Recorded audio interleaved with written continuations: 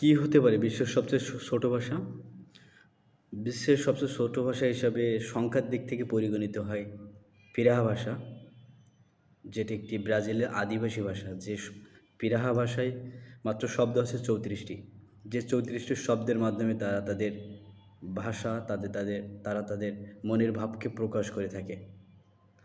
মজার কথা হচ্ছে এই পিরাহা ভাষাতে অতীত, ভবিষ্যৎ এবং সংখ্যা বা গণনা নিয়ে কোনো সুস্পষ্ট আ আলোচনা নেই বা শব্দ নাই।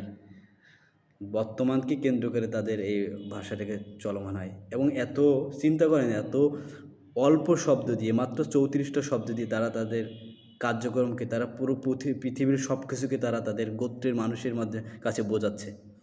এবং সব জায়গায় সর্বজন স্বীকৃত আরেকটা ভাষা হচ্ছে তা ভাষা, যেটা আফ্রিকার নামিবিয়া অঞ্চলের একটা আদিবাসী ভাষা, যেখানে শব্দ সংখ্যা আছে ৩০০ থেকে ৪০০, যেখানে ক্লিপ শব্দ আছে ১৫০-এর অধিক।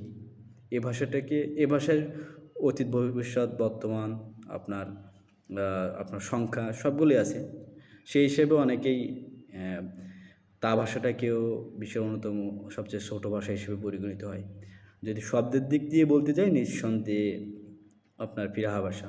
কিন্তু যদি অর্থের দিক থেকে পূর্ণাঙ্গ শব্দের দিক থেকে বলতে চাই, তাহলে পিরাহা ভাষা। কী মনে হয় বিশ্বের সবচেয়ে ছোট ভাষা কোনটি? আপনিও জানাতে পারেন কমেন্টে।